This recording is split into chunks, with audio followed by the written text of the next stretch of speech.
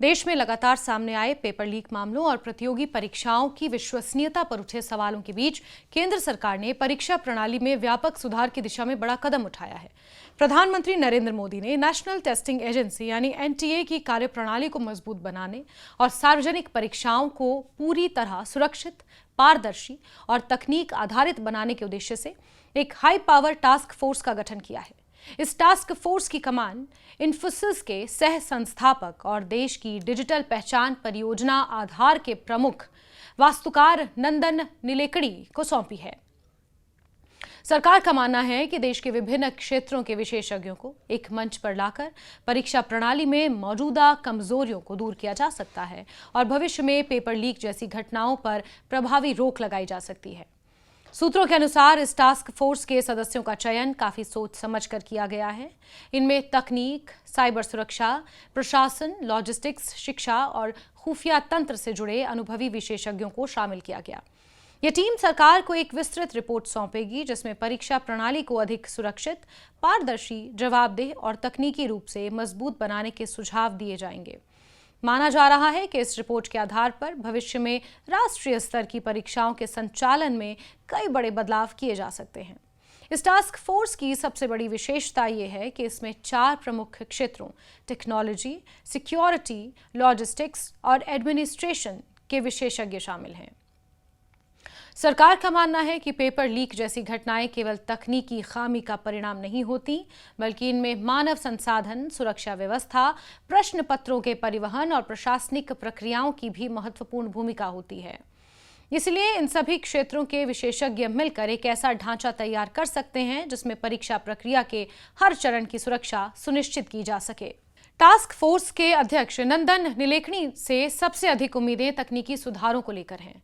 आधार और unified payments interface यानी UPI जैसी देश की सबसे बड़ी डिजिटल परियोजनाओं को सफलतापूर्वक लागू करने का उनका अनुभव परीक्षा प्रणाली को आधुनिक बनाने में महत्वपूर्ण भूमिका निभा सकता है।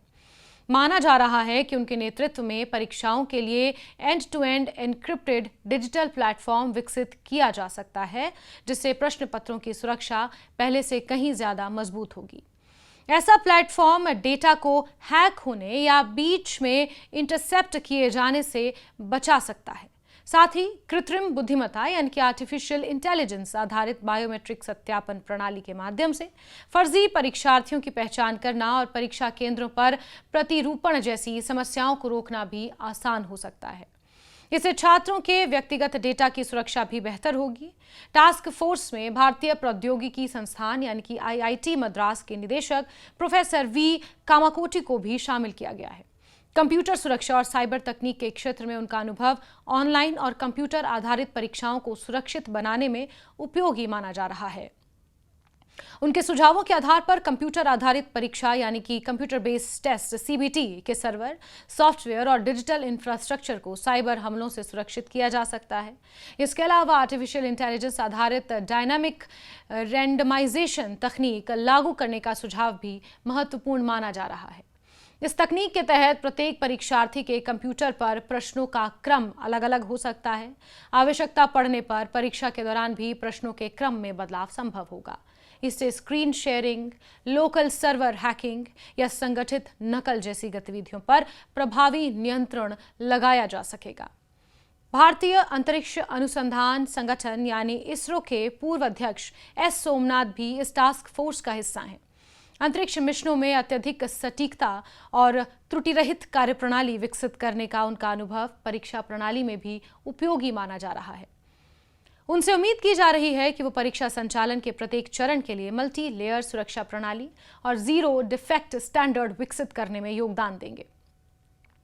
क्वेश्चन पेपर तैयार करने, सुरक्षित रूप से संग्रहित करने, परीक्षा केंद्रों तक पहुंचाने, परीक्षा संचालन और परिणाम घोषित करने तक प्रत्येक प्रक्रिया में अतिरिक्त सुरक्षा परतें जोड़ी जा सकती हैं।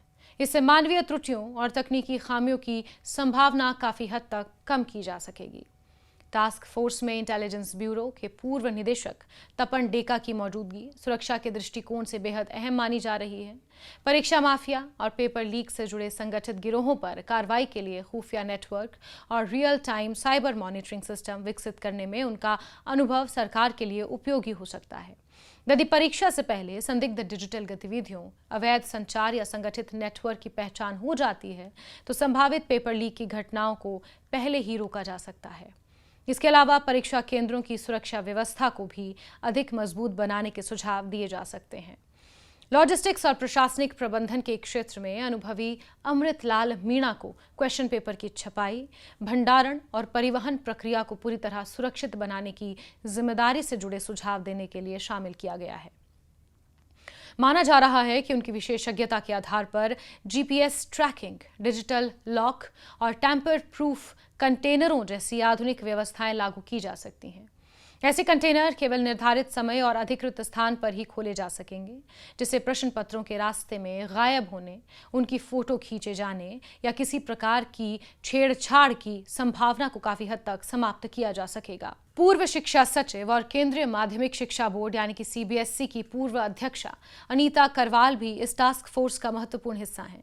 शिक्षा प्रशासन और परीक्षा प्रबंधन का उनका लंबा अनुभव परीक्षा प्रणाली में नीतिगत सुधारों के लिए उपयोगी माना जा रहा है। वो ग्रेस मार्क्स नीति, उत्तर कुंजी यानी कि आंसर की पर आपत्तियों के निपटारे, मूल्यांकन प्रक्रिया में ट्रांसपेरेंसी और परीक्षा केंद्रों के लिए मानक संचालन प्रक्रिया यानी कि एसओपी तैयार करने जैसे विषयों पर सुझाव दे सकती हैं।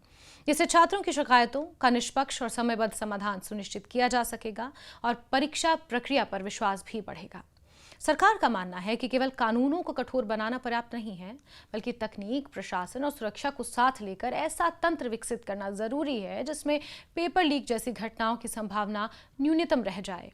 इसी सोच के तहत नंदन नीलेकणी के नेतृत्व में ये टास्क फोर्स गठित की गई है, जो देश के लिए एक आधुनिक, डिजिटल और भरोसेमंद परीक्षा ढांचा तैयार करने पर काम करेगी। नंदन नीलेकणी का करियर इस जिम्मेदारी के लिए उन्हें एक मजबूत विकल्प बनाता है। उनकी प्रारंभिक शिक्षा बेंगलुरु और धारवाड़ में हुई, जिसके बाद उन्होंने भारतीय प्रौद्योगिकी संस्थान यानी आईआईटी बॉम्बे से इलेक्ट्रिकल इंजीनियरिंग में स्नातक की डिग्री हासिल की। साल 1981 में उन्होंने एनआर नारायण मूर्ति और अन्य सहयोगियों के साथ मिलकर इन्फोसिस की स्थापना की। 2002 से 2007 तक कंपनी के मुख्य कार्यकारी अधिकारी यानी कि सीईओ के रूप में उन्होंने इन्फोसिस को वैश्विक स्तर पर नई पहचान दिलाई। बाद में कंपनी से अलग होने के बावजूद साल 2017 में आंतरिक परिस्थितियों के चलते उन्हें गैर कार्यकारी अध्यक्ष के रूप में वापस बुलाया गया। तकनीकी क्षेत्र के अलावा सार्वजनिक सेवा में उनका योगदान उल्लेखनीय है। साल 2009 में उन्हें भारतीय विशिष्ट पहचान प्राधिकरण यानी UIDAI का पहला अध्यक्ष नियुक्त किया गया, जहां उन्होंने आधार परियोजना के विकास और क्रियान्वयन में महत्वपूर्ण भूमिका अदा की। आज आधार देश की सबसे बड़ी डिजिटल पहचान प्रणाली के रूप में स्थापित है और सरकारी सेवाओं से लेकर बैंकिंग और डिजिटल लेन देन तक इसकी अहम भूमिका है। साल 2016 में उन्होंने भारत सरकार की उच्च स्तरीय समिति का भी नेतृत्व किया, जिसने डिजिटल भुगतान प्रणाली और UPI जैसे प्लेटफॉर्म को बढ़ावा देने में महत्वपूर्ण योगदान दिया। नंदन नीलेकणी ने साल 2014 में कांग्रेस के टिकट पर लोकसभा चुनाव लड़ा था, हालांकि सफलता नहीं मिली। उसके बाद वो सक्रिय राजनीति से दूर रहे। सूचना प्रौद्योगिकी और सार्वजनिक सेवा के क्षेत्र में उनके उल्लेखनीय योगदान के लिए भारत सरकार ने उन्हें साल 2006 में देश के तीसरे सर्वोच्च नागरिक सम्मान पद्म भूषण से सम्मानित किया था। अब इस हाई पावर टास्क फोर्स से सरकार को ऐसी सिफारिशों की उम्मीद है जो भारत की परीक्षा प्रणाली को अधिक सुरक्षित, पारदर्शी, तकनीकी रूप से सक्षम बना सकें। यदि इन सुझावों को प्रभावी ढंग से लागू किया जाता है तो भविष्य में पेपर लीक, फर्जी परीक्षार्थियों, साइबर हमलों और संगठित परीक्षा माफिया जैसी चुनौतियों पर नियंत्रण स्थापित किया जा सकता है। इससे न केवल प्रतियोगी परीक्षाओं की विश्वसनीयता बढ़ेगी, बल्कि करोड़ों छात्रों का परीक्षा प्रणाली पर विश्वास भी और मजबूत होगा।